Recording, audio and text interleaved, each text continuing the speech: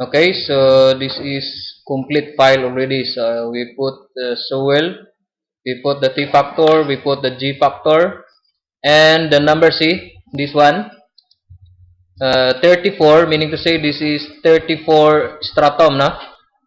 So I have put asterisk representing 1 stratum, 1, 2, 3, 4, 5, 6, 7, up to 34. No? So here, I put number of soil strata 34.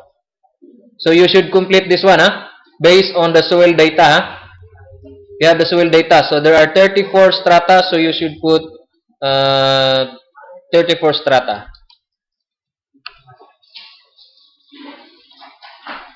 For bearing also, we will consider at the bottom.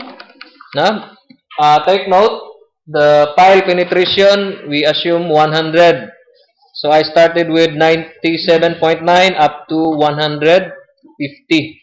So there are 8. No? So you notice this one. 1, 2, 3, 4, 5, 6, 7, 8. There are 8 strata. So that's why I put 8 here. No? So we start at 97.9. Take note, this is bearing only. So what is important is at the bottom level, na? The bottom level of the pile. So no need to consider from starting from 0, na? And then the PY also at the bottom, see, we have 43 strata, na? In here. So 43 strata. So lateral head 43. So 1, 2, all the PY data, na, up to 150 meters. So 43 strata. So I started with 1, 2, 3, 4, 5, 6, 7, 8. Because if we will go back to what we have started, I think time, na? We have time constraints, so I just give only the finish pile, na? Okay, so 43 up to 43, and we have 5 points, no, curve points. But take note, you should always start from 0. You have already? No, you ask Mr. 2, can you send him the file?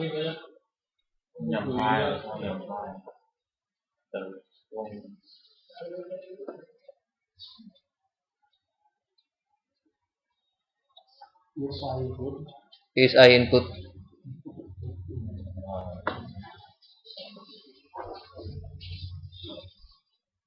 Because the principle is still the same, no? The principle the same.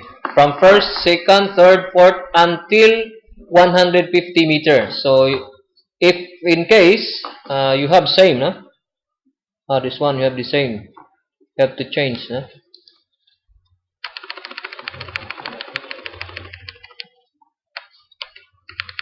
For example, you have the same 31 and 31. You should put 4-inch difference, so 31.1. No? If it's repeated, put depth, no? Okay. So based on the soil data, we have already these piles, huh? We have the pile group, we have the pile, and then we have the type of soil. Okay. We will use the soil data in deriving the DAF, no? Dynamic Amplification Factor. And that's the time when we have already the DAF, the in-place analysis is already complete. Because without dynamic amplification factor, the in-place analysis is not complete. No? So we need to determine DAF. First things first, we will go back to our basis of design. Take note.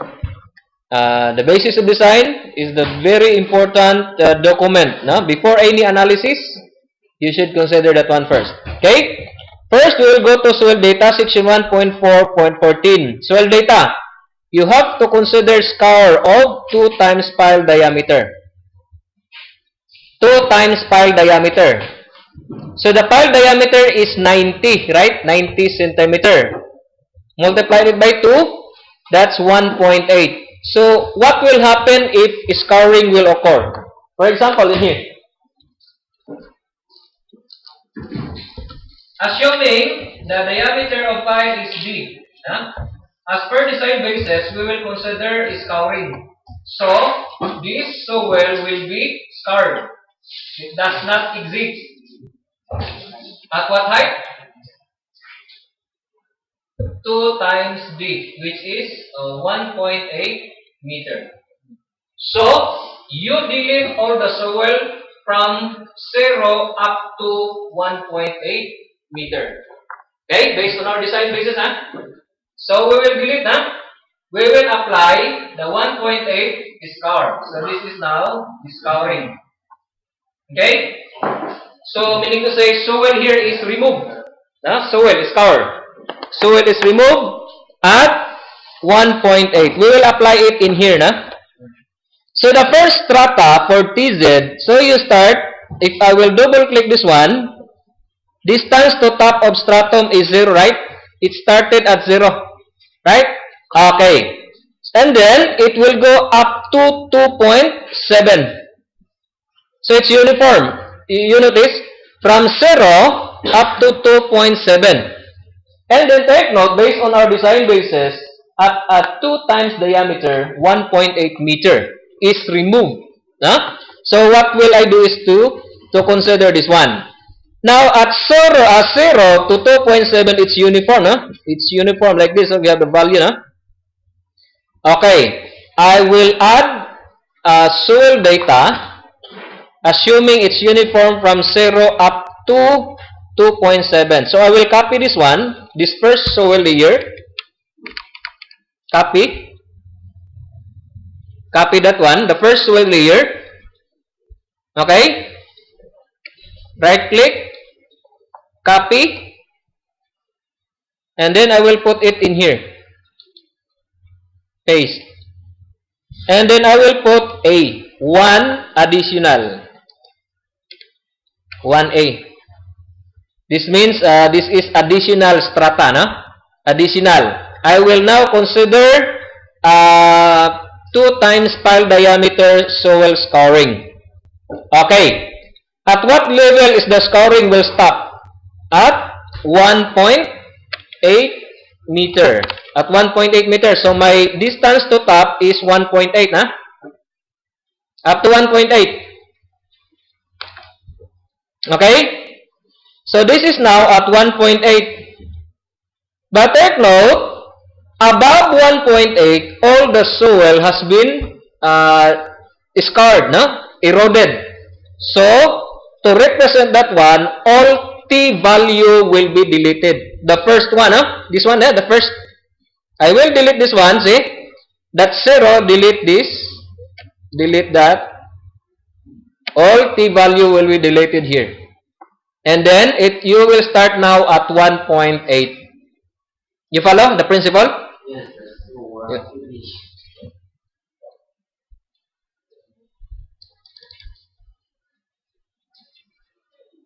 So, there is a soil at 1.8 meter. But above 1.8, it will be scarred.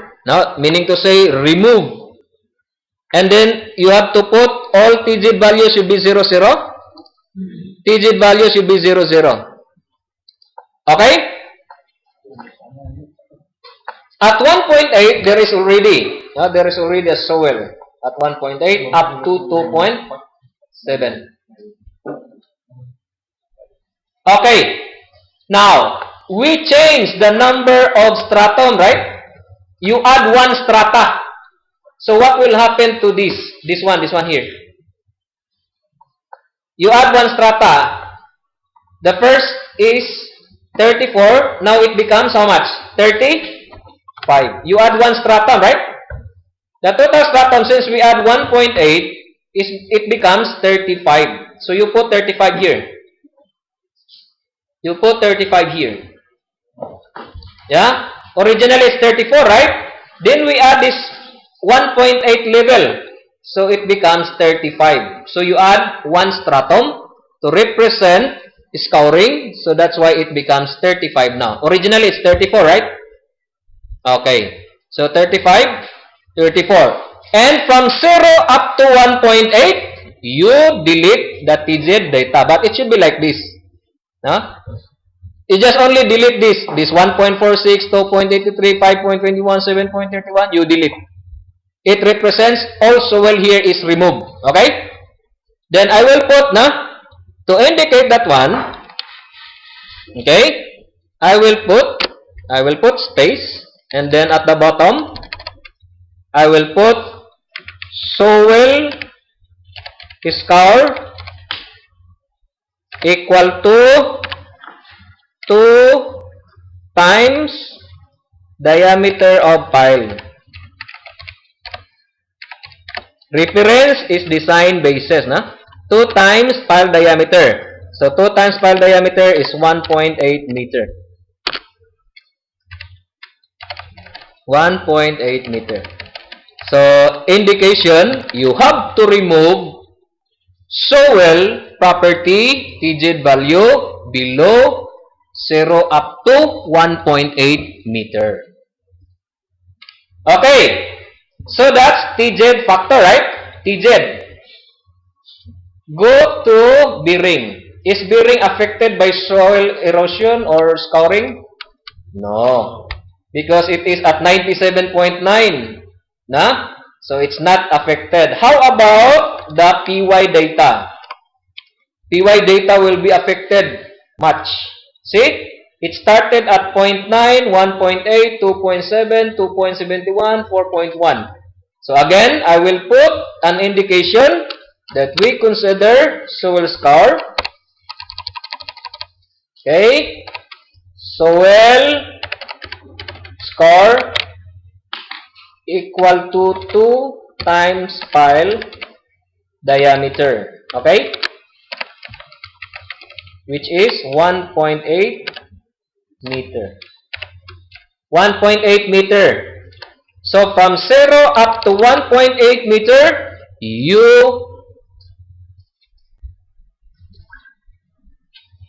delete the PY value. So in here, see? 0, right? So it's okay. This is the original. And at 0.9, you have to delete this one. 0.9. So from 0 up to 1.8. This one is 1.8 already. So no need. So all you have to do is at 0.9 you have to remove. Meaning to say PY here is 0, 0. Okay?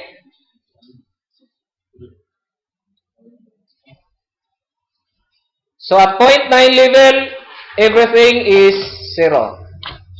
Okay, so that's scouring effect. But usually, soil scouring will occur on what type of soil? Clay or silt?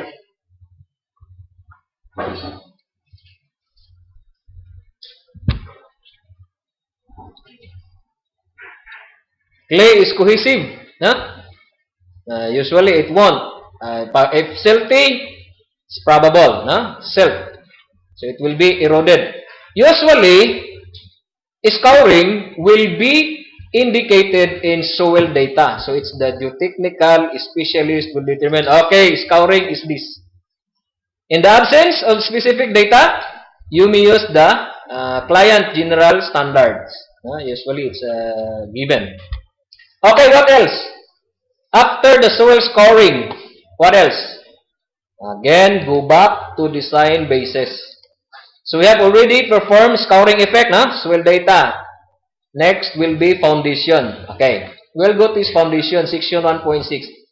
Design pile penetration should be sufficient to develop adequate capacity to resist maximum computed axial bearing or pull-off loads with adequate factor of safety. So this is actually in place analysis, But since we don't have yet the dynamic amplification factor, we still at pre-in place analysis. We will go here. We assume that wells will be drilled using jack-up. We will emphasize to consider what we call as degradation and impact soil. So this is what we call as degradation of soil. The effect of scud holes from the jack-up rig will be considered by reducing and drain shear strength TZ and PY values by 50%. Actually, degradation or reduction of soil PYTZ is dependent on diameters, no, the distance from the spud can to the piles. The nearer it gets, the bigger the reduction. Why? Because the soil is disturbed. No. The soil is disturbed. No? Okay, so here, you should reduce 50% between mudline and maximum penetration of spud cans. Spud can is penetration is 30 meters. Na? 30 meters. Meaning to say, from 0 up to 30 meters depth, 50% reduction. You get it? Huh? So 50% from not all up to spud can penetration, because at the bottom of the spud can, assuming spud can penetration is 30 meters, below 30 meters soil are not already disturbed, so no need to reduce, no? So 50% at what depth? 30 meters. That's the maximum spud can penetration. Okay. Now you notice in here the leg of the tenderig. Now, it's shown in here, huh? So, this is now the spud can. It is actually like diamond shape. Huh? The leg of the spud.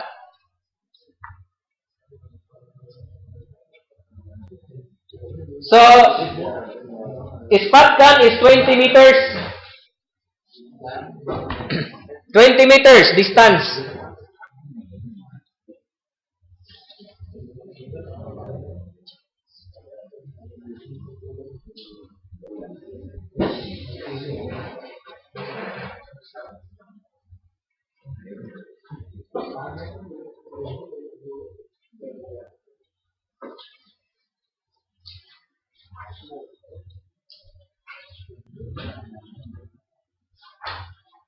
So, I assume 20 meters. Huh?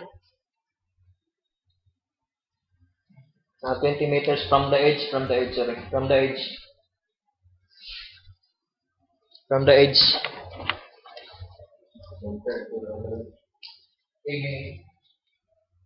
the aggregation.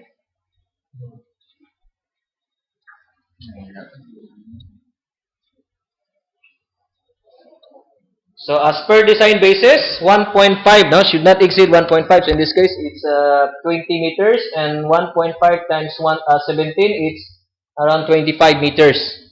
No? So we will reduce. Okay. How many type of soil do we have right now if we will consider the effect of spud cans? There are two types of soil. No? One is degraded, the other is intact. Intact soil meaning no degradation effect.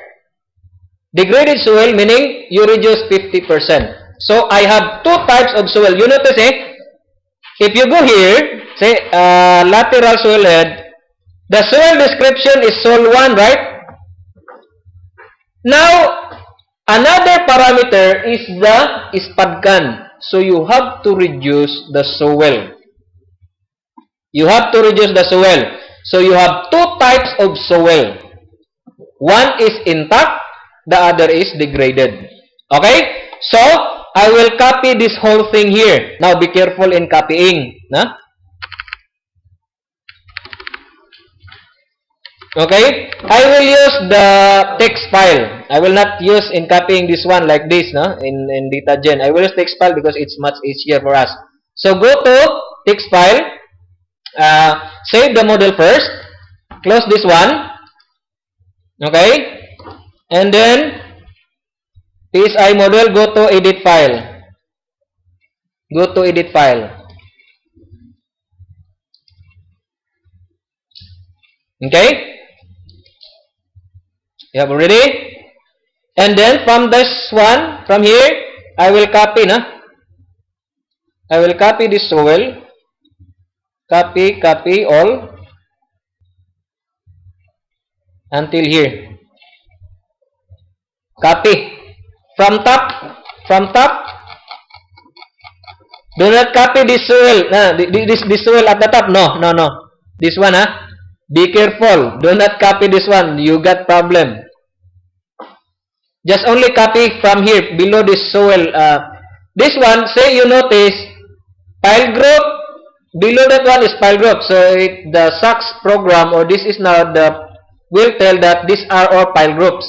Below these are all piles, and below is all soil. Okay? So from top, here, copy until end. Copy. Put the cursor at the bottom. Enter. So you have to make a space. Okay? Right click. Paste.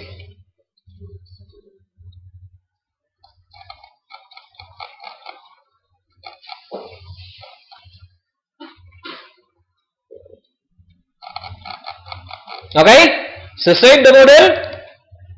Save the model and go back to data generator.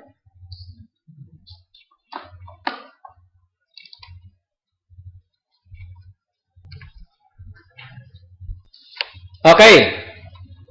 Go down. Go to the copied portion.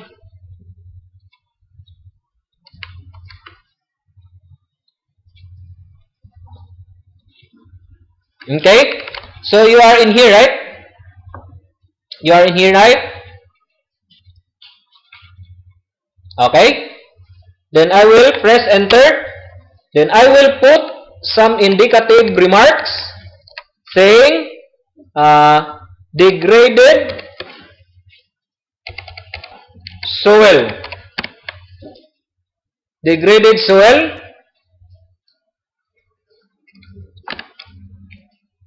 P, Y, and T, Z value. Reduce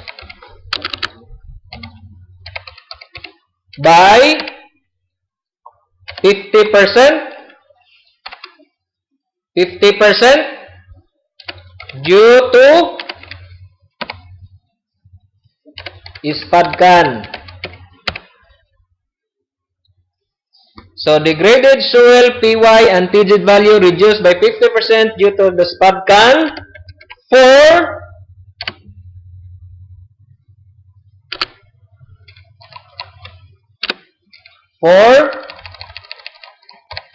piles near the SPADCAN.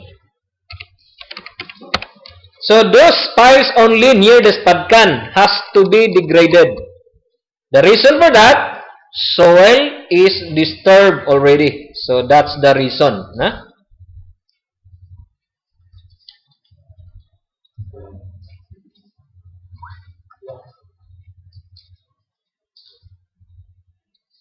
Degraded soil, PY, TZ value reduced by 50% due to SPADCAN for piles near the SPADCAN.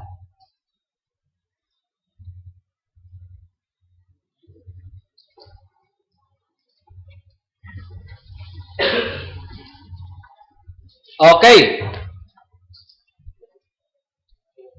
So, soil 1 is intact. Soil 2 now is degraded soil. So, you change this one, In soil triaxial head 35, you see, this is soil table ID.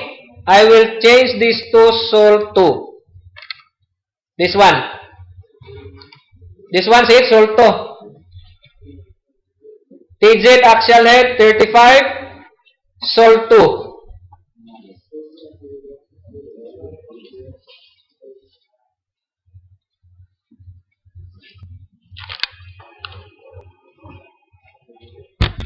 Soil 2,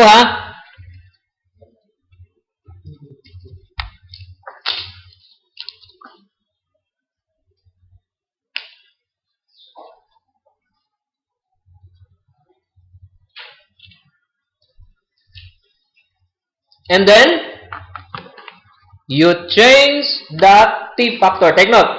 It is only the T value will be reduced. T value only will be reduced. So 50%, how much? 3.5 exponent of minus 5 divide 2, that's 1.75. So I will change this to how much? 1.8 na 3.5 pi of exponent 5 divide 2 1.75 to the negative fifth or 1.8. How about at 1.8? 1.8 meters. See, this is 1.8 meter. Shall we consider? Still, huh? 1.8. 2.7. Shall we consider a reduction of 50%? Yes. Now, this one. You notice this one? This is water depth, na? This is depth. So, at 2.7 depth, still a part of 30 meters, na? So, 1.8. 2.71. 1.8. You follow? Reduce only the T value. At what depth? It will stop at 30 meter depth, which is the penetration of the spud can. Next, 14 meters. Yes, 1.8. So I'm using the PY value, right? The P value. I'm using the T factor. Instead, you can do like this. You can divide this 4.22 by 2 or 50% reduction times 0.5 times 0.5. But take note, it takes time for you to do that. I will use the T factor. Automatic SACS calculate this one multiplied by 0.5. That's the easiest way. Okay, next. 14.1, 1.8. 24.4, 1.8. 24.21, 1.8. The next. Oh, this is already 31. Right? 24.21 and this is 31. Take note, our penetration will stop at 30 meters. So I will add another strata. Which one is nearer? 31, right? At 31 meters depth, right? Huh? So I will copy the 31 meter depth. Copy this. Control. Okay? And then right click. Copy. I will put it here.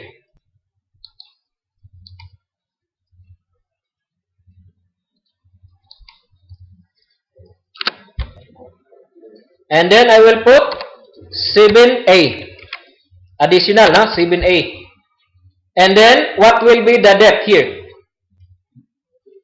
30. 30. And do not change, ha? Below 30 or 30 meter, no degradation effect. You follow? So, up to 30 meters depth only, na?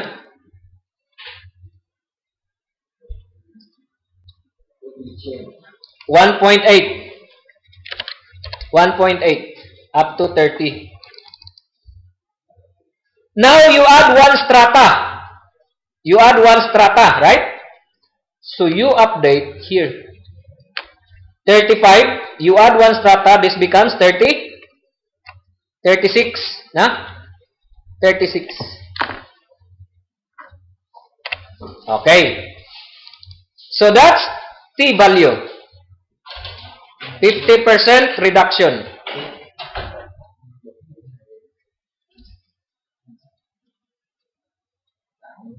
So change this. Instead of 35, it becomes 36. Okay? So, the degraded soil PY TZ value reduced by 50% already. Next, we will go down. Go to bearing. Is bearing affected by spud can? No. The spud can is up to 30 meters depth only and is already at 97, so no problem. PY. Yes. So I will put here, no? Oh, be careful. Your soil should be what? This type of soil, yeah? Torsion head. Soil 2. No, soil 2, ha? The soil table ID is soil 2. For torsion. Here. This one. Soil 2. Okay? And the next, this one also, the PY value, the soil ID now is the second, soil 2 also. In here. Na? Soil 2. Okay. So you have now two soils, na? Soil 1 and soil 2. Take note, as per design basis, reduce 50%. So how to do that? Reduce only the P value. P value, ha? So how much this? P value. This is Y factor. The P value is this, na? See? P factor, right? I mean is P factor. You divide it by 50%. Now, 0.01 divide to 5 times 10 to negative 3. So, it becomes 5E3, na? This one, ha? 5E minus 3. 5E minus 3, meaning 0.005. Okay? 5E minus 3, this soil. This is at 0.9 meter, right? So, 5E minus 3. This one also at 1.8. 5E minus 3. Okay?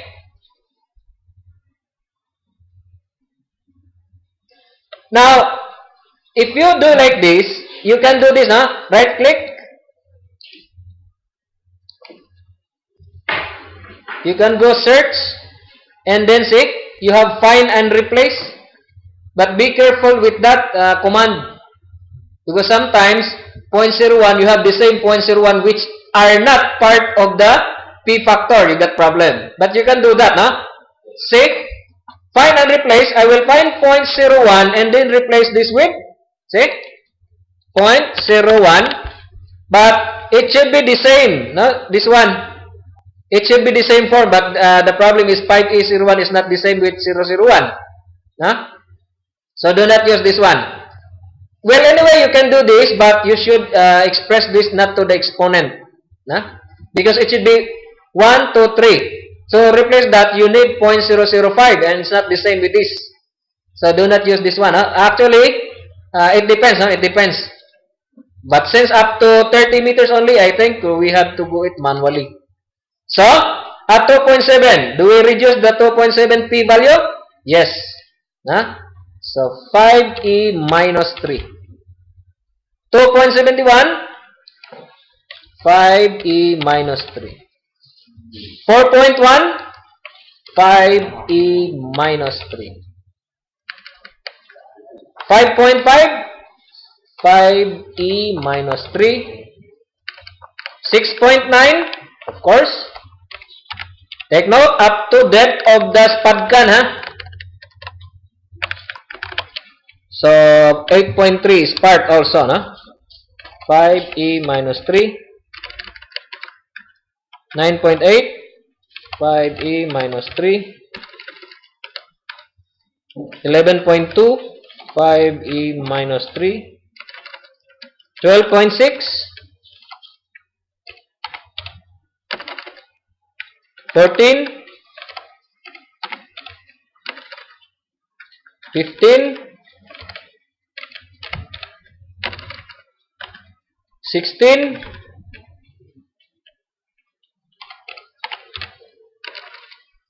17, 19.1,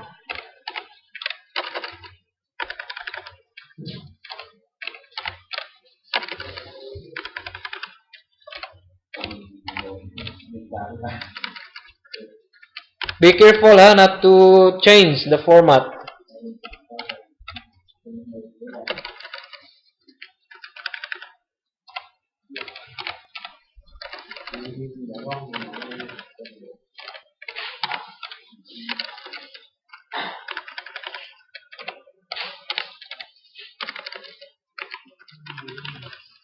5E 26 part also, no? 27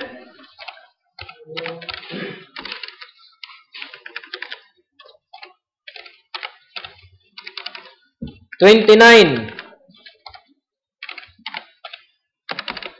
Oh, it's already 30. So we will add another soil, na? Up to 30 meter depth. 29.3. 30.2. This is 30.2. You can change this one. 30.2 is it's okay. Up to 30.2. The P factor, na? P factor. So I will stop at 30.2.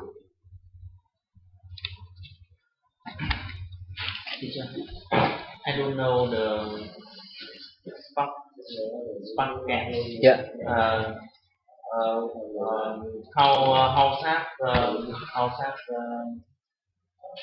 How? generated the spark gas. No. You cannot that's why you have to degrade the soil to represent SCAD fan effect. Because say it's like this, huh? You have your pile, huh? You have your pile. This SPAD can is just like a leg. Huh? Have you seen a Tindi rig? Jack up rig? Yes. Jack up rig, three-legged. Three-leg, huh? Like that. And then the bottom, you have the ship, no? Or the birds. You have the pile. It will be raised up. So it's very heavy. The reaction here will disturb the soil near the pile.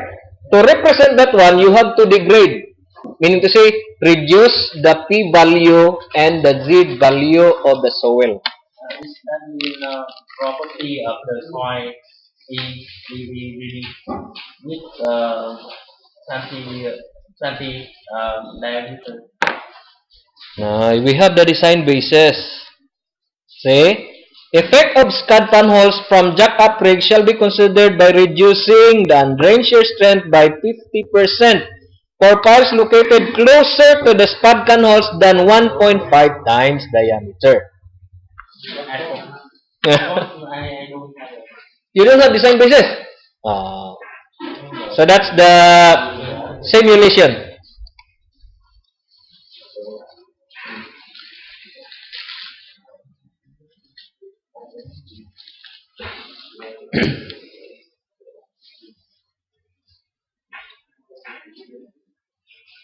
Okay?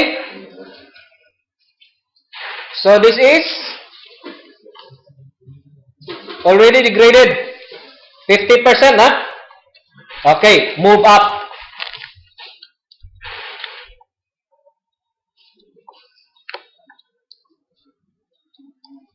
In here. Take note, we have to define the type of soil. In here, right? So in this case, which soil should be degraded? Which pile should be degraded? A2, A1, B1, B2. So it depends, huh?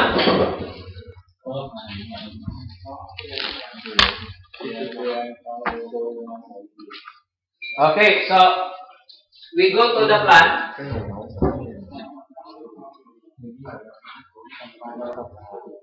This is the conductor. Patkan. That.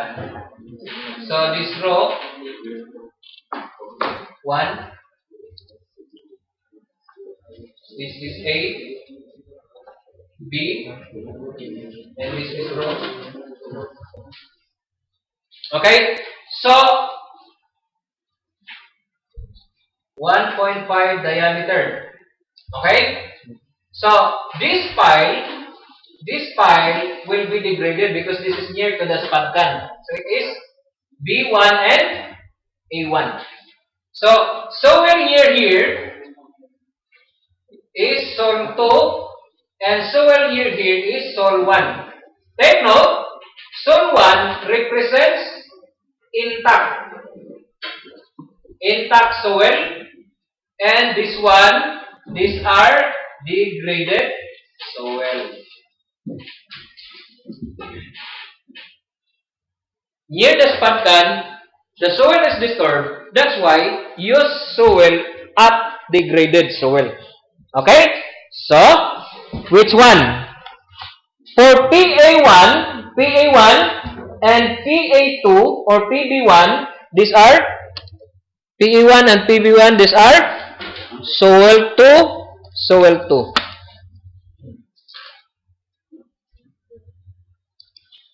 Okay? Soil 1, soil 2. Near the spud gun only. Away from the spud gun, do not degrade the soil. It's too far already.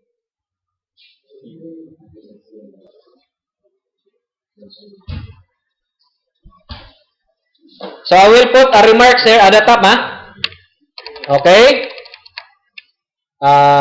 Intact soil. So intact soil.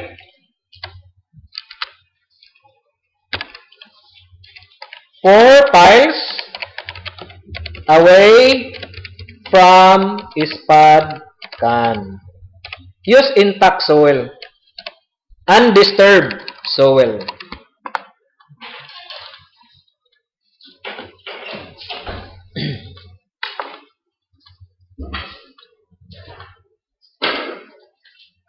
If a tender rig will be used, not jack up, no degradation. But it depends on the geotechnical specialist, because sometimes there are what you call this voids, large voids due to gas. Like for example, below a certain point there are some voids, gas. So tender rig is not allowed, so you have to use jack up. It depends also on water depth. If the water depth, like for example, in this Bindong project, the water depth is 130. So you got problem on the span cad leg. So you have to use tender rig.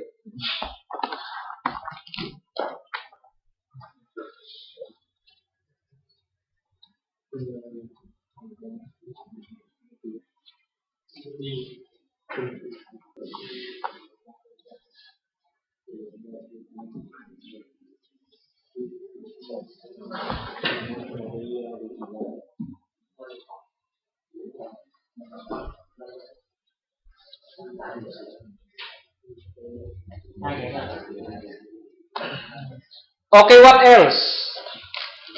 Take note, we assume that conductor stiffness is part of the overall stiffness, right? So we assume, that's why we put, if you notice, if we will go back to our model, if you check our model, the conductor, I don't know if, it's pile head. In your model, did you consider pile head in the conductor at the bottom? So, again, as a recap, if you put pile head in the conductor, you are considering the stiffness of the conductor. If you consider this as pile head joint. So, we will include that in here, in our model, since this is pile head. Okay? So, we need some data. The pile group. Okay, so what is the pile group for this? We have conductor, that is Cn. Okay, so we will define here. I will copy the group here. This one. I will copy this. I will right click, copy, put the cursor here, and then paste. So I have a file group, but I will not call this as PB2. I will call this as CN. CN. Conductor. Diameter is the same. Wall thickness the same. File segment, we will assume same also. At 100. Same. The same, huh? Okay. File group. CN. So just copy. And then, you have to define. No, you have to define the file. Okay, right click again, copy. Right click, paste. Take note, you need a file head joint name.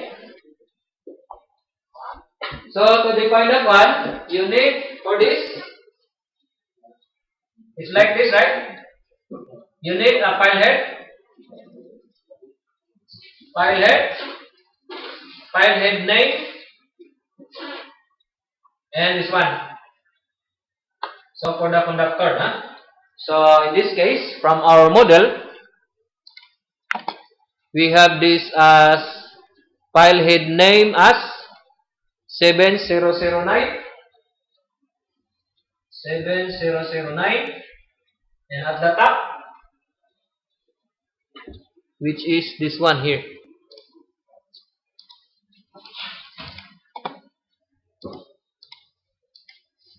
Seven zero zero five. At the top. 7005. Okay. File head name 7009, and the file joint is 705. File joint name 7009. The file group CN, and the butter joint 7005.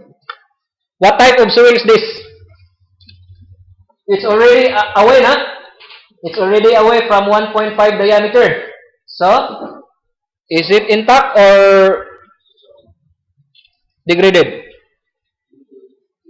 Intact. So, soil 1. It's correct. Soil 1.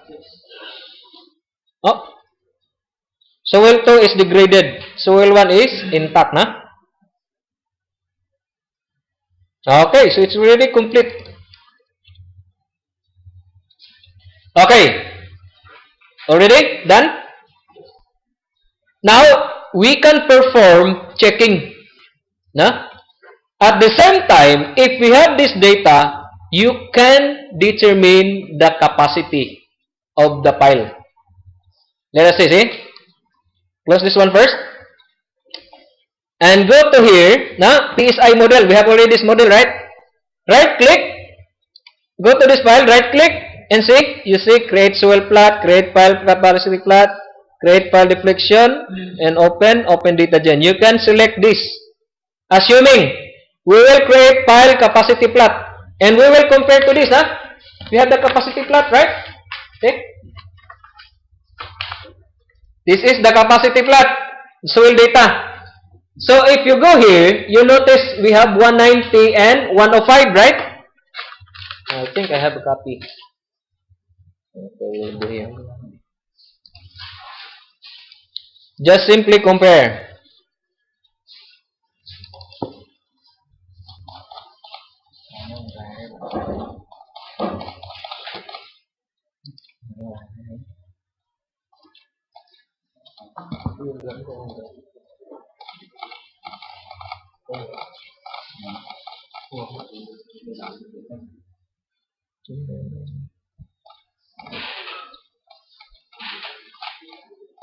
Okay. This is the soil capacity. This is the soil capacity, na? See? You notice 90, 105, so somewhere here is 100, na? The penetration. Depth below mud line. So, if we will plot this one from 100 here, more or less the capacity is within 30 meganewton. 30 or 35 meganewton, right? At 100. Meganewt is quite big. So you can perform like this, right click and create pile capacity plot. So you are being asked, would you like to include weights of the pile in the pile capacity curve? I will press no. I don't want to include the pile capacity.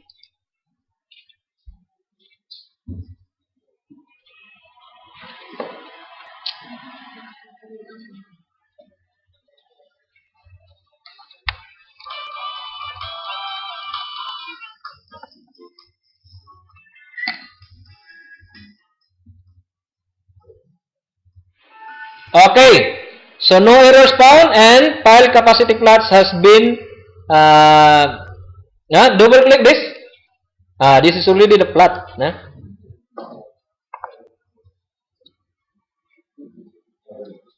You got error. So see, at 100-meter depth, it's around 3,000. Same as this. This is the plot. So not pile weight, not included.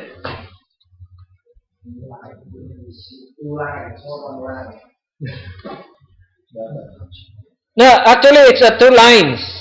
Compression and tension. No? It's compression and tension.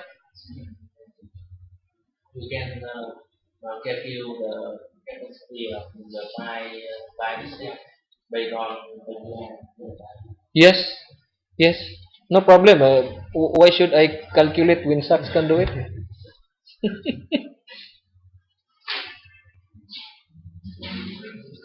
So this is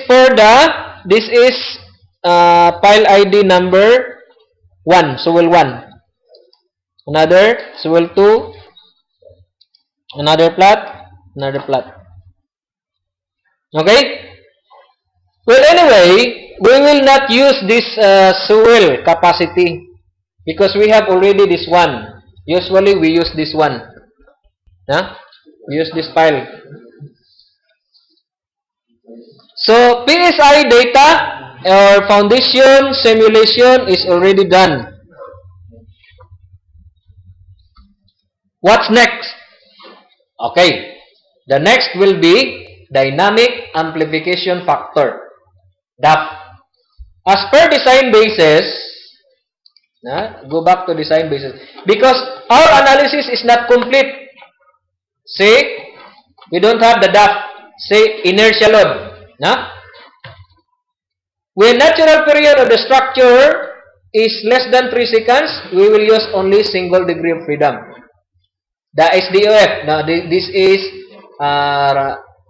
single degree of freedom using formula only to compute DAF. Now, we will not use wave response analysis. Okay? So, we will perform dynamic analysis to determine the natural period of the structure. Okay? So, we will use DynFact and super element creation. Okay. If you remember, we have the flowchart, You have already this file? Agent value analysis and DAF computation. So this is a very, for me, if I forgot something, I will go to the step. Okay, first, step 1 is to carry out PSI analysis to establish equivalent stiffness matrix to simulate Sewell. Meaning to say, I will linearize the foundation, subject the structure with operating loads.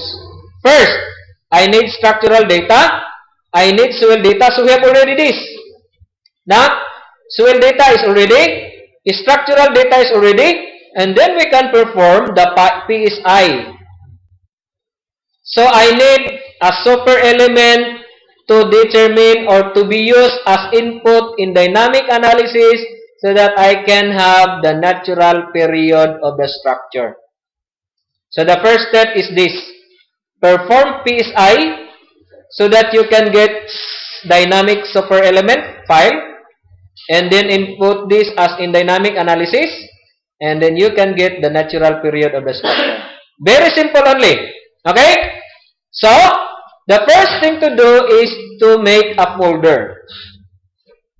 Make a folder. So, in my folder, which is master copy, okay? So, this is now the file, right? I will right click, I will make a folder, and then I will name it as dynamic analysis. Much better if we have the same file, so that you can follow. Okay, I will send it. Do you have PSI working already? Is it working? No, it's not working. So you have to check it. Okay, I will send the file. Mr. 2, I will send to you. I will send the PSI file. Oh, it's the no cancel. It's not the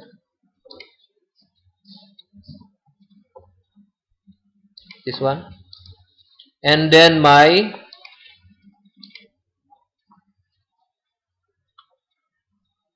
this one.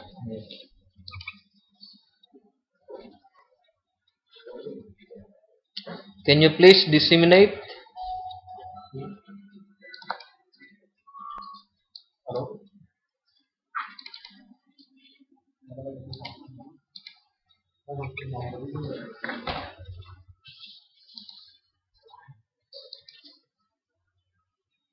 We will be using the same file.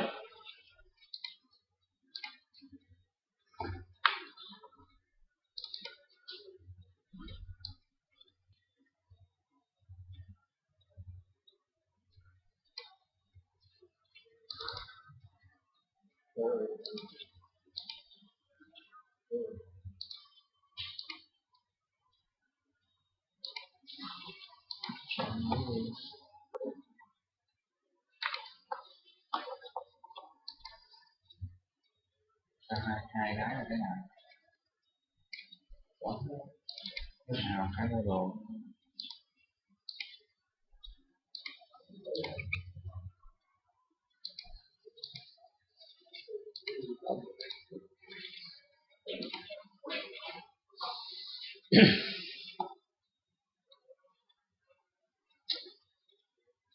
Send the files.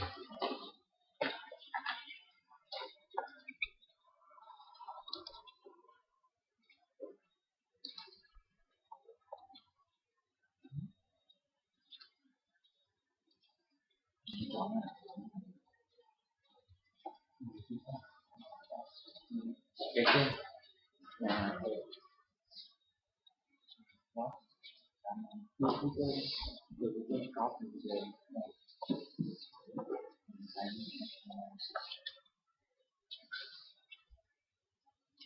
Problem with the fatigue analysis is the web response. Because we have to run the analysis after the dynamic, we have to perform web response. But in order to get the fatigue analysis, we have to run it maybe 2 hours per attack direction.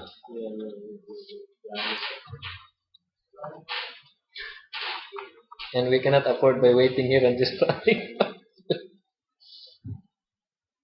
I think one only, and then I will run the analysis. Run first and send the result. But it's really a big file. Yes. But we can copy. Because it's all the nominal stresses that in the web response, the common solution file is there. From attack direction. So we have in the chord, we have 1, 2, 3, 4, 8. 1 here, 8, 1 here, 8. Put every. Usually with response for one attack direction, that's 2 hours.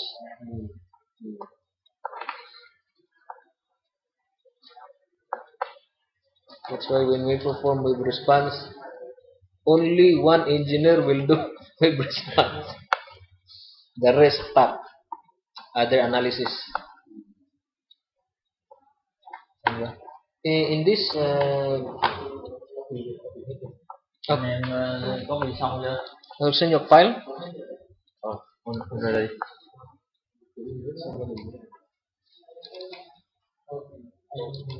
Rồi chưa? Yeah. Rồi.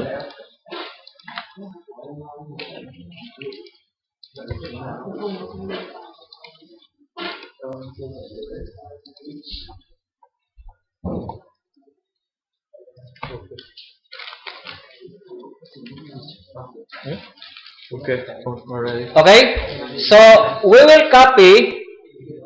Yeah, we will make a folder, call this as dynamic, and then we'll copy the SACS model, and then the PSI model.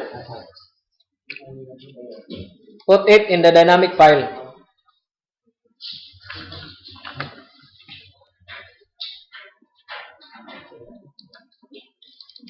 So you have PSI file and the model file. Yeah? PSI and SACS. Yeah? Okay? And then go to SACS. And then open that file. Dynamic analysis. Okay? Yeah? You have two types of dynamic analysis. One for operating and another for the extreme. Okay? Because you have two different dynamic amplification factor. So in this case, dynamic analysis, we will perform first super element. We will add another folder.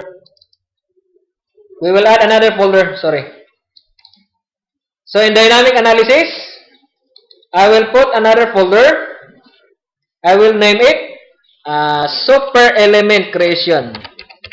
Super element. Okay? Super element. Super element. And then I will put this file here. Put this file here. So I have now a super element. And then I will make another folder. I will call this folder as modal analysis. Modal analysis or the natural period is extraction. Mass files. Na? So we need these two. Na? First is super element creation. The next will be modal analysis. Okay? So this is under operating case. So I will make another folder. So many folder, but it's okay. I will call this as operating case. Operating. Modal analysis, operating.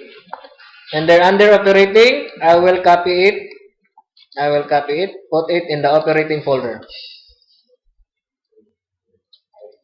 You have already? Okay. Now, go to SACS. Dynamic analysis under operating case. Super element. I am now in super element folder. Operating and then super element folder. Okay. The first step is to linearize the foundation. Because the foundation is non-linear. So, SACS can do it to linearize the foundation. The analysis will start with PSI or in SACS. Now, go to data file. Okay? Go to data file. You see our load selection is 1,000, 2,000, 3,000, 4,000. You remember 1,000 is operating minimum water depth, right? 2,000 is maximum, 3,000 extreme, 4,000 maximum. Okay, this is under operating, so I will unselect this 2,000 up to 3,000. So I'll just shift and then put an asterisk. This signals the program to skip that one, so it's no longer part of the analysis. Okay. Okay. Now, if you double click options, okay, double click options, you will notice you have super element input, super element creation. Check this one. We will create a super element, right? So check super element creation. Okay? Are you creating a super element in this analysis? Yes. Check. Okay? Press OK. So you notice it becomes C. Huh? C. This C will be used only during dynamic analysis. So in place, do not put C.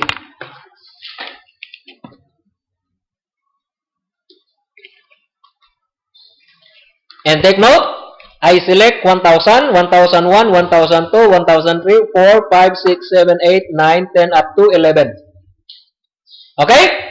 You put already C and then select 1000. Okay? Close this. Yes. You saved, na? Be sure you got the C file. Okay? It's C and then selection is 1000. Okay? Now go to PSI model. PSI. In here, we will insert a command. We will insert a command. So press enter. Below, always below PSI option, ha? Below the PSI option, right click and then put insert line. So you notice you have file super element creation, ha? So I will check this. I will select this. We will create file super element. So I will select this. Press select and then always check average. Selected file loads and deflection are average. So check average. And what will be the first X load case, the first Y load case, and the X load case? Okay.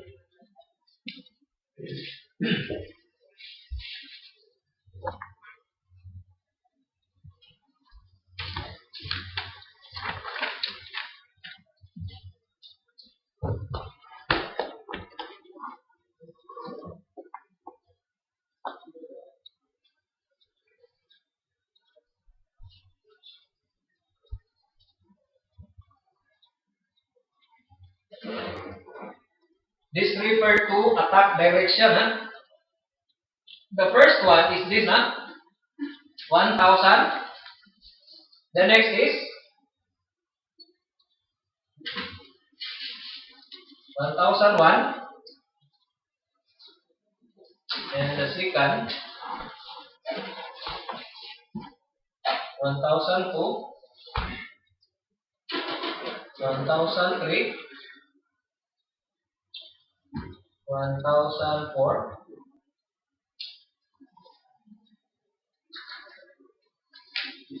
1005, 1006, 1007, 1008,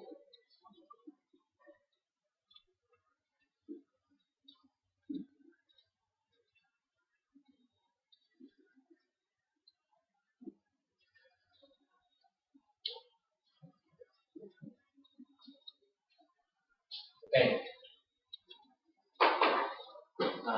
Be careful. It should be like this, huh? This as your X, this as your Y. 90. Orthogonal. So, my first X load case is 1000. What will be my Y? 1003. You follow? So, what will be the next? If I will choose 1001, it should be paired with what? 1000? Oh, sorry, it's not clear. This 1004 will be this.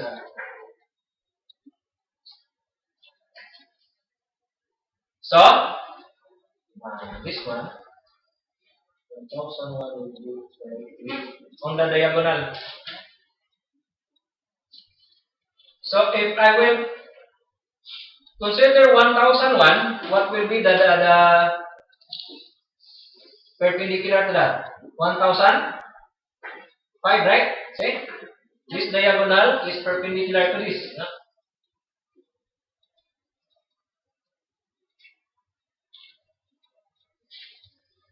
$90.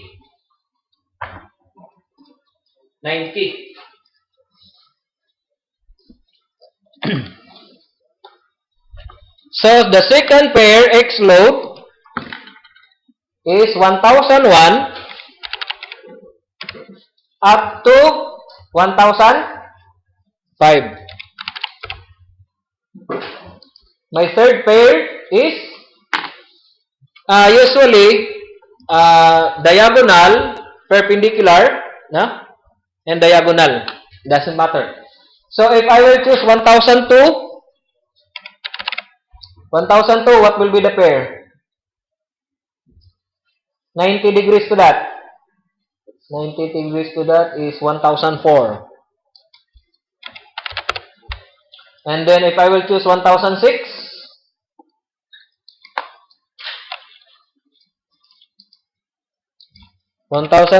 what will be the pair?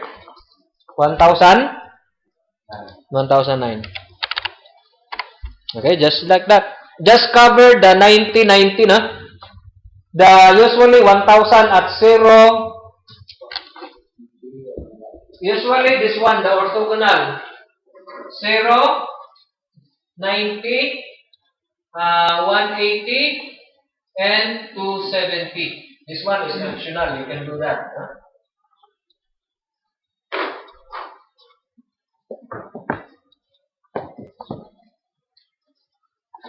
$1,000, 1003, 1001, perpendicular that is 105. I choose 1004, perpendicular to that is 1002. I choose 1006, perpendicular to that is 9. The rest is the same.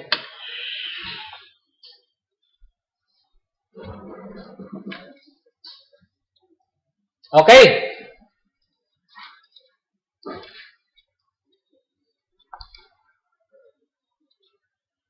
Do not leave the space, so cut and then save.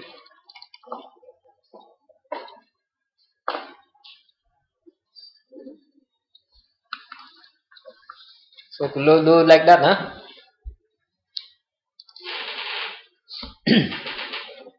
Take note, this is very important in all analysis. In place, fatigue,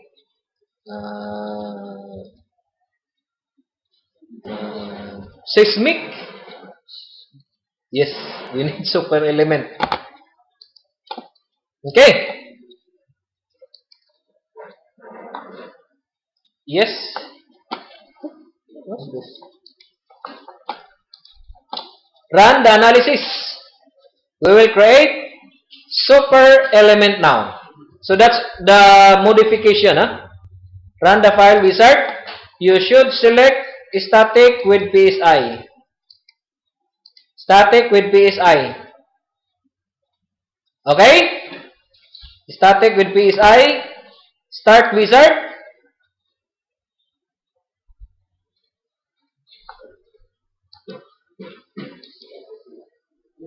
Start wizard, select, copy, this one, open, PSI input, select, this one,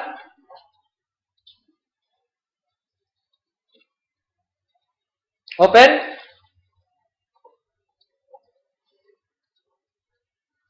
press OK. So you see at the bottom, it's the super element. Foundation super element file. Okay, we don't need neutral picture file. Right click and then keep this file. Common solution file is not needed. COC file is not needed.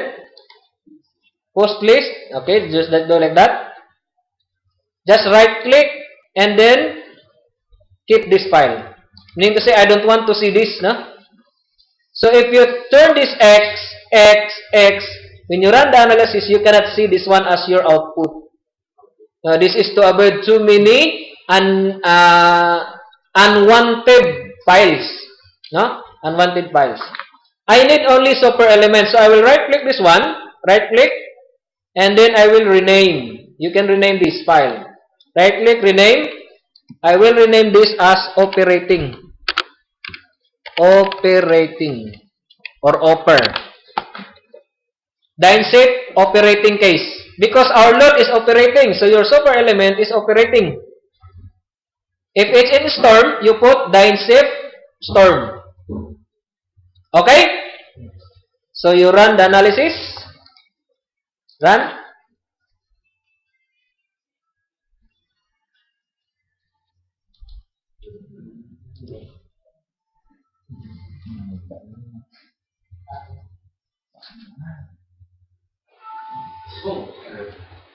No errors. Oh, no. Say I have super element. You have error? Yeah, I mean, tại vì I don't assign just on bin platform. Maybe your setting is not in the Euro. It's in the AIEC. Yes. You right click. You change. No. The sucks. Right click. Say it's in AIEC. No. Right click. Right click.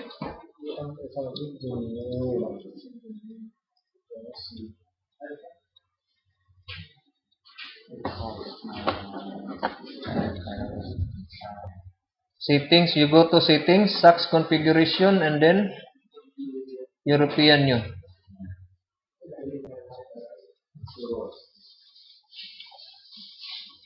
That's not this. You receive. You run.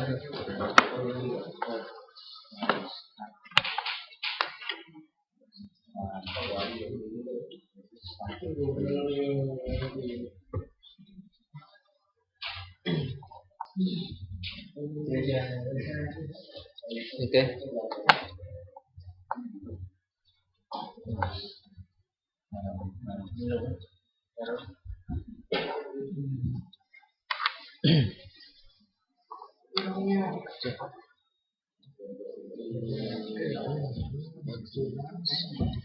Yeah. Shift. Asterisk. Shift. Yeah. Shift B.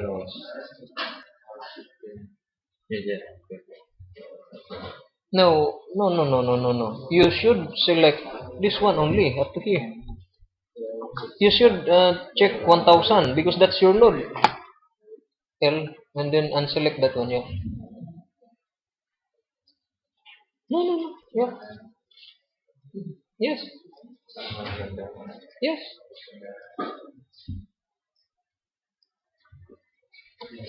No.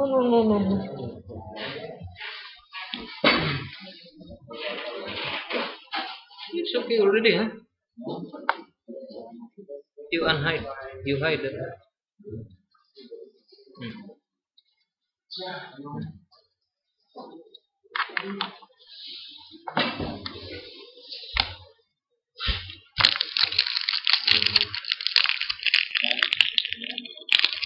Okay.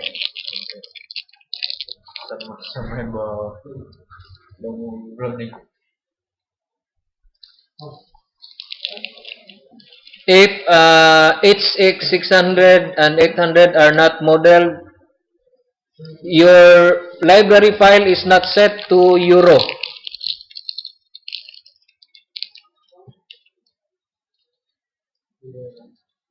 Okay. Then ready?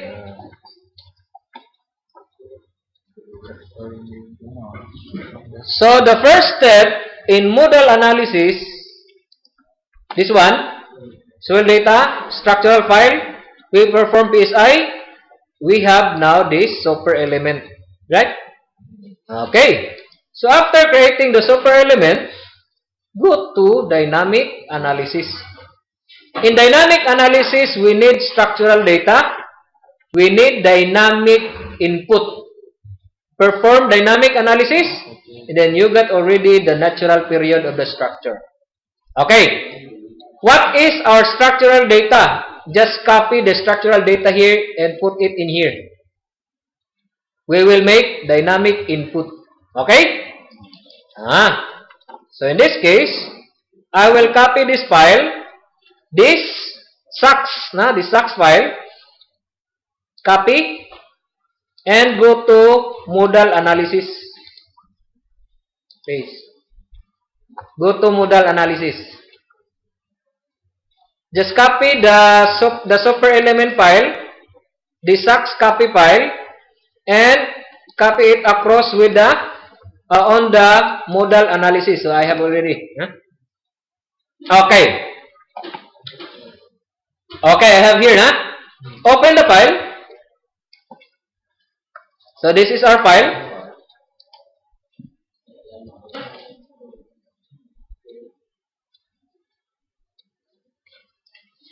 You have already opened the file?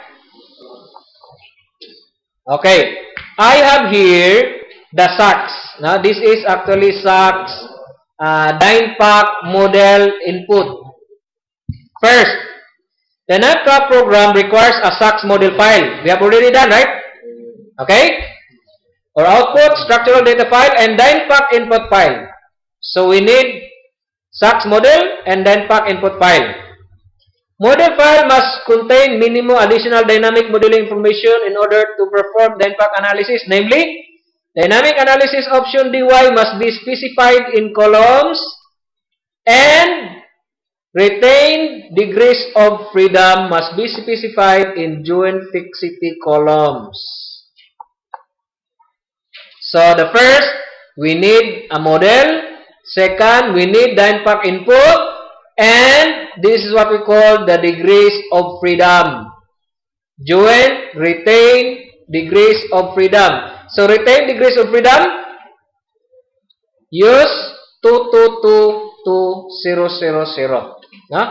So see, joint input line specifying your living fixative blank for received DOF as slave degree of freedom to be reduced.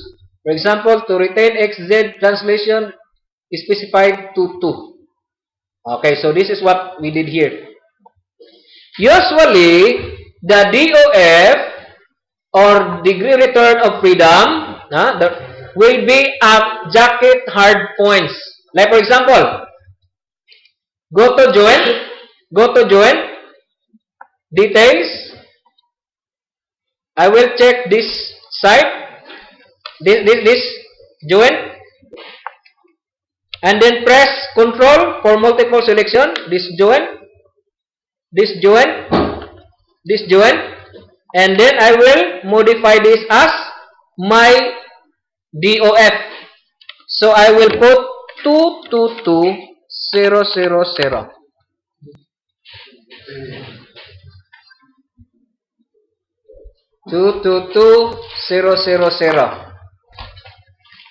Press apply.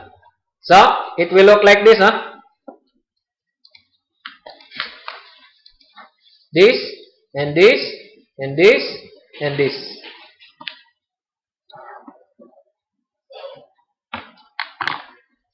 So, the first step in dynamic analysis is to put 222000 usually on jacket legs. Meaning to say, you have to lump your loadings here, and here, and here, and here. What's next? Another level. Join, details. I will select this join, this join, this join, this join, and then we'll put 222000.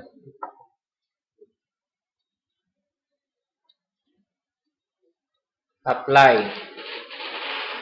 Here, here, here, and here. Usually main. main nodes, no? Main nodes of the jacket. Next, on this jacket joint, here, here, here, here. 2, 2, 2, 0, 0, 0. Apply.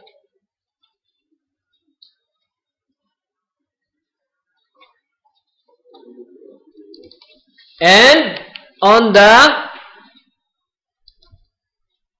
top side main,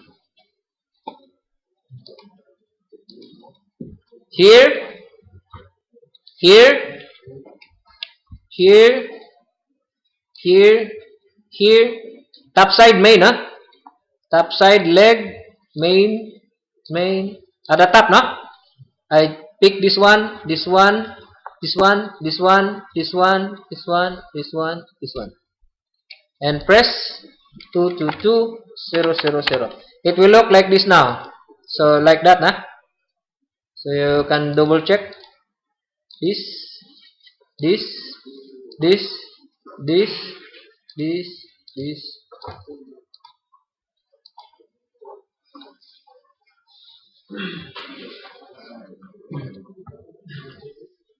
Teacher, to our the same 111 our with Different. vaccine. That's indicates that that's your DOF, the master and slave. 111 is different. 111 is different. So use 222, no? That's what SACS states, Any degree of freedom XYZ transition to be retained for extraction purposes shall be retained and put 2, 2. And then, specifying a 2 or 0 for a particular DOF has an effect for static analysis. So, no problem in static. If you put 2, but if you put 1, it's a problem. It's fixed. It's specifying, see, it's specified in SACS manual. It's specifying a 2 or 0 for a particular DOF has no effect for static analysis.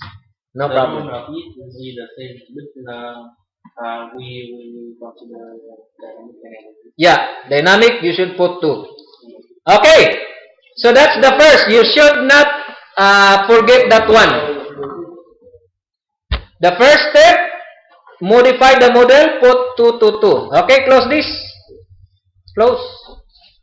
And then, go back to data file. Go to data file now.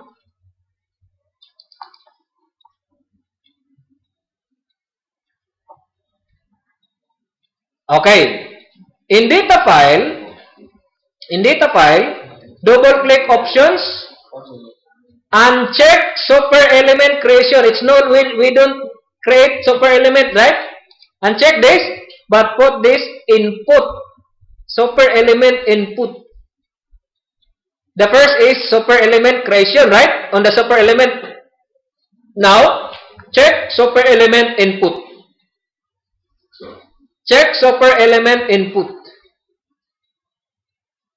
Okay? You have checked now? Press OK. So it will look I, no longer C, Input.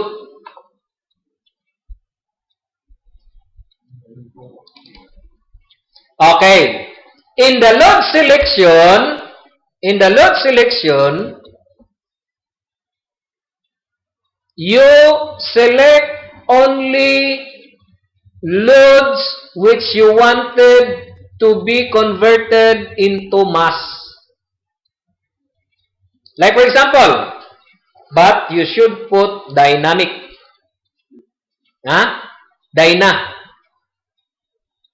Dynamic. Okay. Now, 1000 is the load combination. This includes lateral forces like wind, wave, current. It's not contributing to mass, right? Now take note, when we calculate natural period, it is a function of mass. The heavier your platform is, the higher your natural period. So we will convert only mass. No? So what are those mass? First, miscellaneous items. No? This indicates this load select dynamic. This indicates this will be loads converted to mass. Okay? This load select dy indicates that these loads will be converted to mass. For example, if we will go to load con, no, do not consider wind loading as mass, na? So Wx, Wy is not part of mass. Wave and current are not part of mass. So go down. Go down. Or generally speaking, environmental loadings are not part of mass. We need load only mass. How about GCK? Is GCK mass? Yes. So GCK, huh? So GCK, I will write GCK as load GCK. What else? Load con. Piping. Pipe. PIP. Equipment. Equipment is load. EQPT. Live load. Live load is part. What else? Miscellaneous. MIS.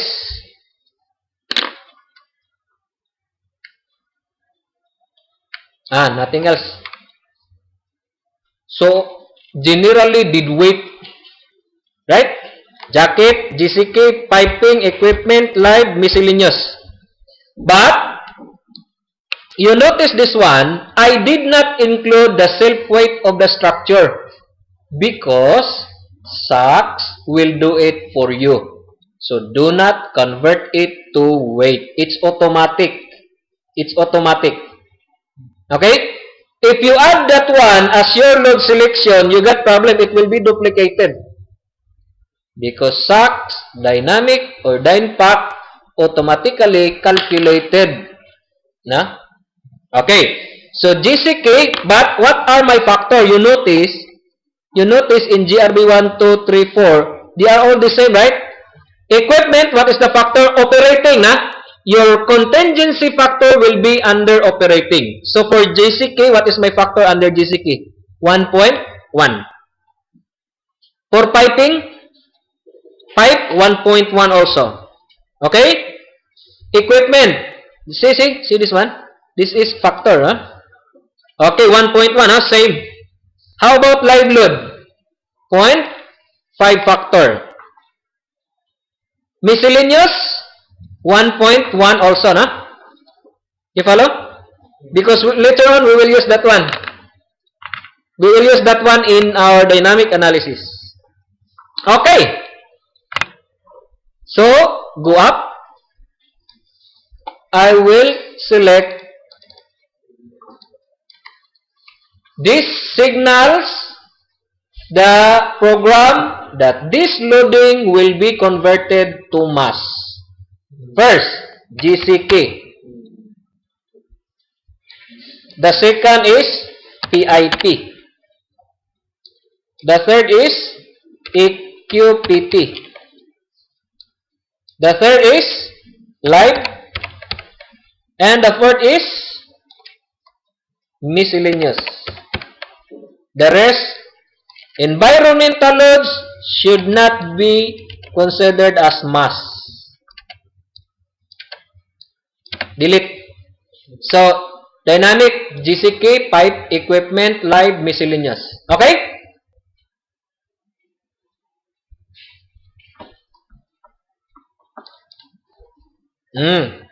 Second, the first is I, the second is load select dynamic, and the third will be the LC fact, this one. You will use only LC factor in dynamic analysis. Now this LC fact, load case factor. Select and use. See, the first is all, the second is standard, the third is convert to mass for dynamic. Check this one. Huh? Check this. Convert to mass. Meaning to say, this load selection will be converted to mass. What is the load factor? You put load factor will be the factor in the operating case. You notice, what is the load factor? Load case factor is 1.1. Right? You remember this 1.1? And what are those loads under 1.1? GCK. What else? PIP, the pipe. What else? Equipment. EQPT. What else? Miscellaneous. Live load is 0.5. Do not include live load there. So this is 1.1 only. Another, you can type, no? LC fact. And then dynamic. And then what is the factor for live load? 0.5. And then live. So that's the correct. Dynamic, jacket, you select the load to be converted into mass and the corresponding factors. So it should look like this.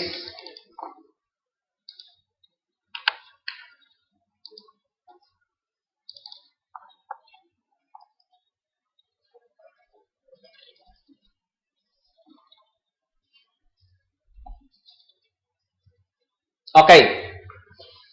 Another thing, usually in in-place analysis, the legs and piles are flooded.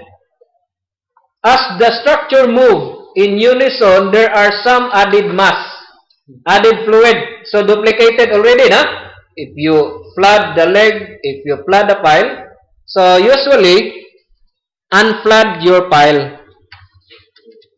Piles only is not flooded, no? Legs is flooded. So pile, I will unflood the pile. So I will put no. No. No for piles, huh? No for piles. No for piles. No for piles. The rest, flooded legs.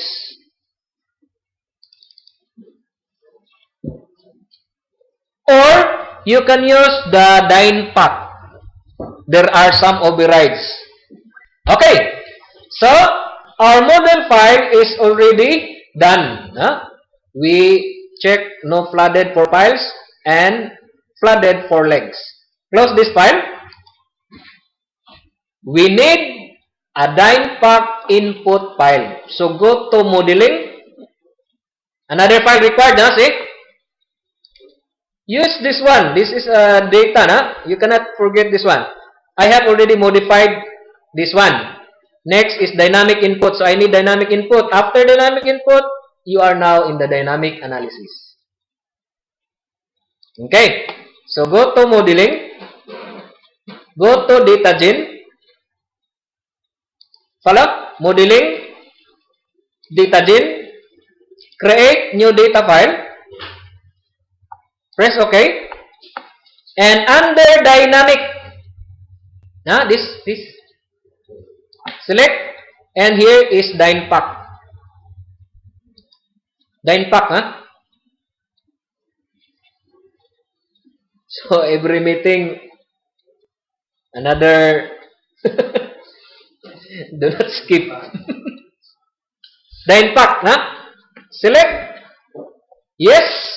Enter a title. I will put dynamic analysis. So dynamic analysis.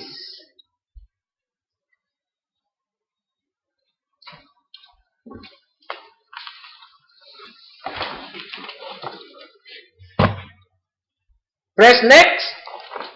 Okay, see? The number of modes, usually, it's the default is 10. But we will increase the modes 20. I will put 20 or 25 will do. 20, just only 20. Okay. Now in the mass, see, you have the mass. Huh? Select mass. I'll change 720. I change this to 20 modes. Select mass. And then use cons. Consistent mass calculation. And then, if you put your cursor here, you will see. See? This is A and SO. Choose is A. Convert, see? You see? Convert SAC loads to mass in additional to Dynapack. You put is A. Meaning, you want to convert the loadings. What are those loadings I want to convert into mass? GCK, live load, EQPT, miscellaneous. So that indicates is A, huh? And then, SAC load direction for masses should be changed to minus Z.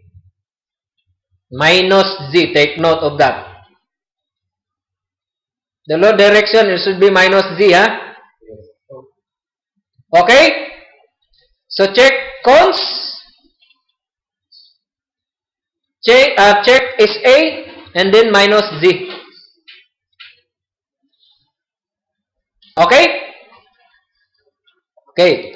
We will go back to general. My question now is, what will be your structural density?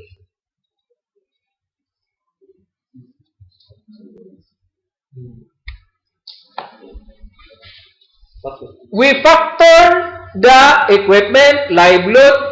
If we will put 7.85 here, your self-weight is not factored. Is that correct? What is the factor for the self-weight? The GRB. You notice in our file, say I will go to this file. See? In our load combination, 1000 A, B, C, D are actually self-weight of the structure and we factor it by 1.1. This is self-weight, right? So, in this case, to apply the factor, what will be your density here? 7.85 multiply it by how much? 1.1.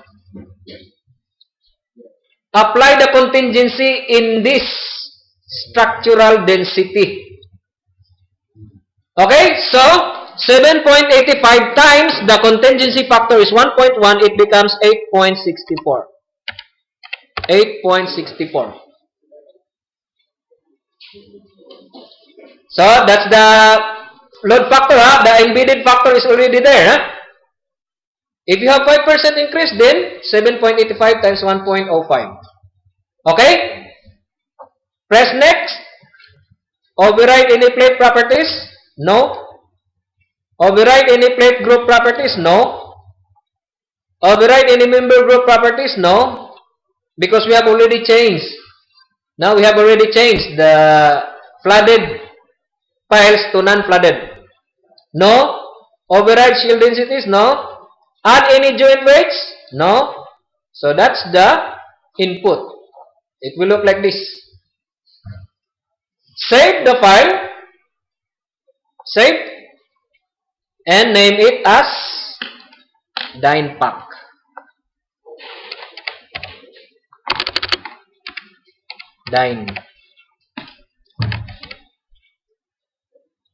Dynapack.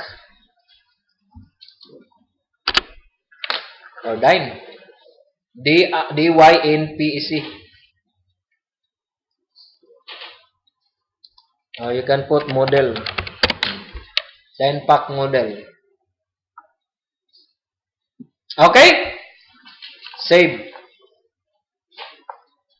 You can now perform dynamic analysis. Okay. We have already the um, file, you can perform now analysis. So Dynapack model file. Run the analysis. Run. Reset. Okay. Now it should be in dynamic. Select the tab of the analysis category. Go to dynamic. Extract mode shapes. Huh? You check this one. Okay. So start wizard. Start wizard. All files. Saks master copy. Open. And see. Use Dynapack input file. You select his. And then Dynapack. Okay. Select the dynamic file. First, you select the model file. Next, the Dynapack file. Press open. And mode shapes. Post view. Post view. Check post view. And check create post view database. Okay? You follow? Press OK. You need a dynamic super element. So this is the first step, right? You scroll down.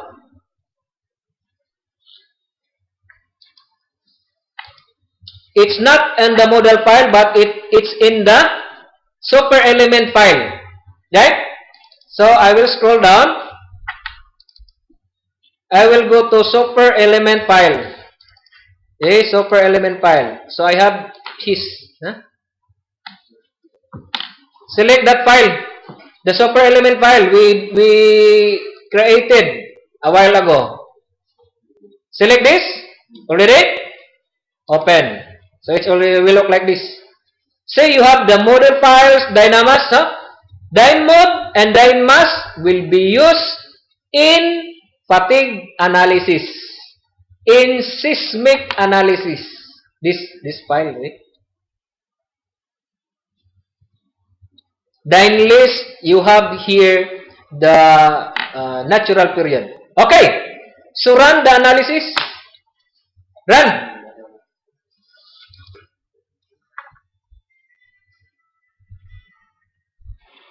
Oh, no errors found. I have the post view.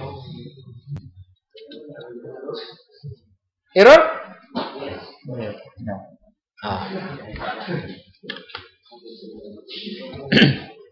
You double click the post view.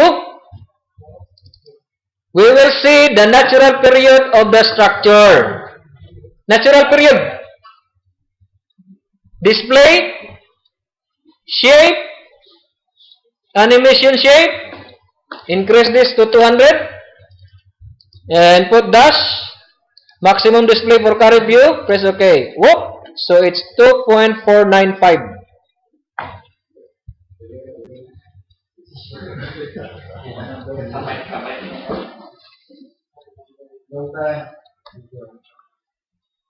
Yeah, because the soil is degraded, so you've got a higher natural period, but it's quite reasonable, huh? Okay. You double click post view and go to display and then shape.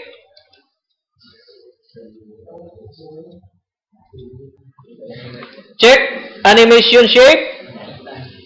Make this 200 and then dash. And then check also maximum displacement for current view. Press OK. Are you ready? So this will be our structure. So you have the natural period of 2.495. Go to load. This is X, no? The mode shape 1. Go to load. Display next case. So the next is 2.285.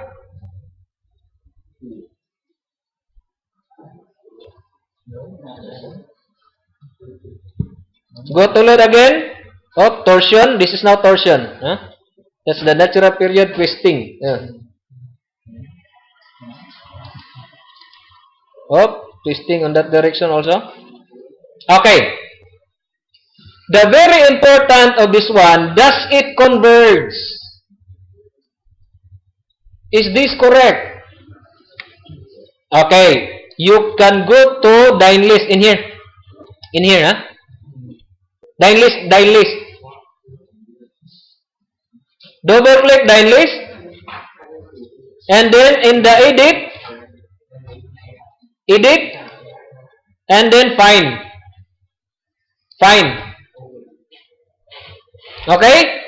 And then check freq. Find what? Freq. Meaning I want to find the frequency. Freq. Find next.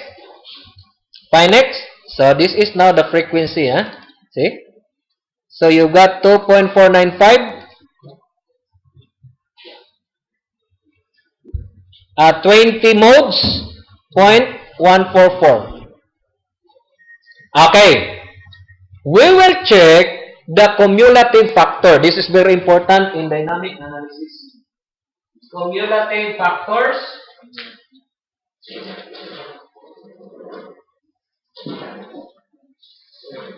should not be less than 90%.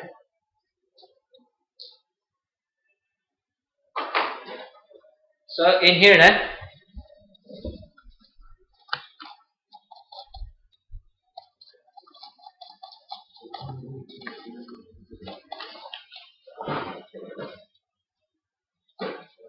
see, the base degree of freedom in the mass participation. This is one of the most important in dynamic analysis. The mass participation factor based on retained degrees of freedom should not be less than 90. We will check. See, at 20 at the last. In the X, 99%. In the Y, 99. In Z, 90. So it's okay. 20 modes is okay. How about if, for example, these modes, this modes is, let us say 80. What will you do? You increase the modes. You can make 100. How about if still 100, the cumulative factors will not reach 90, what will you do? Increase the number of 222,000. You remember the 2222. You add another. So that's one technique.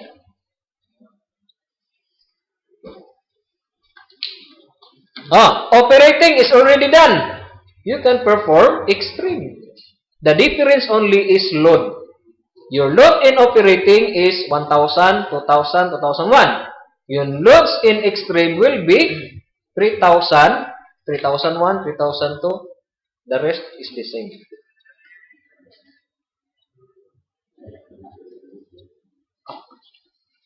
Can we explain for me? Can we explain about the mood? Explain about the mood. What is mood 1, mood 2, mood 2? The mode. Cumulative. This one. See? See, the last, we have 20 modes, right? The last mode should have a cumulative factors of not less than 90. 90. Yeah. If it's more than, it's okay. Meaning to say, it converges.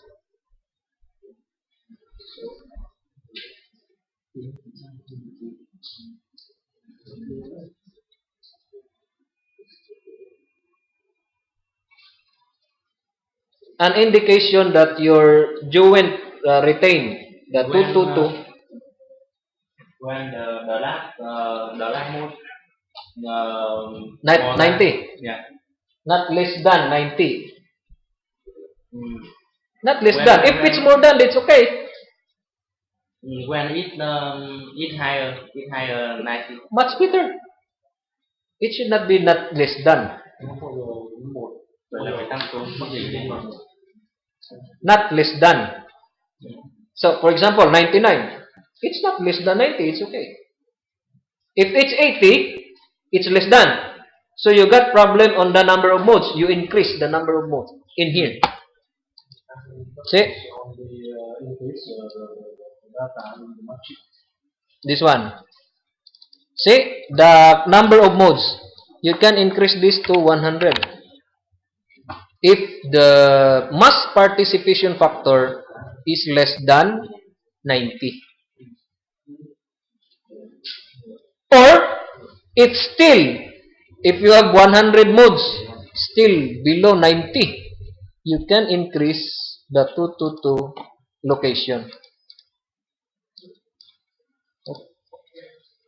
In here, you add, maybe you add one here, another here, and on the top side. But here, it's enough already.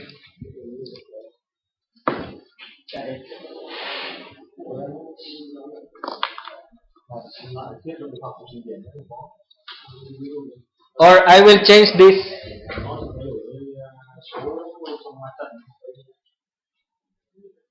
Cumulative factor should be greater than 90%.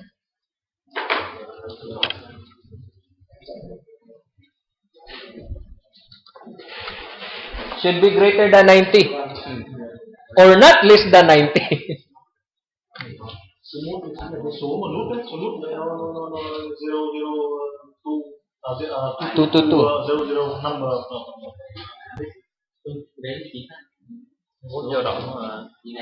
If not, then we have to put a bit more Yeah. strong point. More. Yes, yes.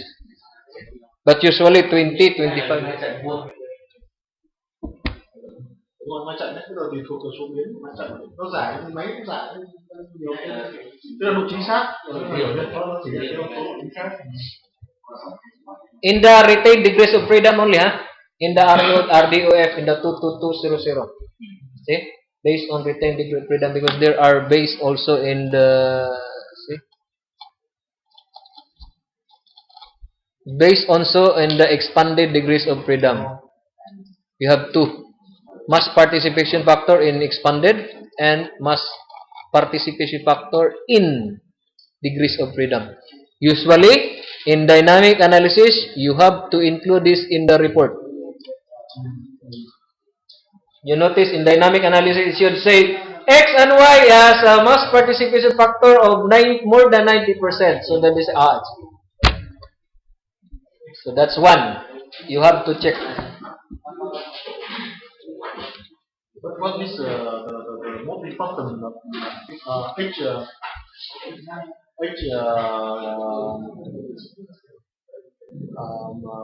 motion have a different natural period, Yes, right? yes.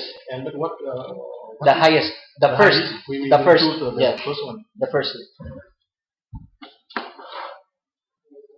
Okay. It's already 7.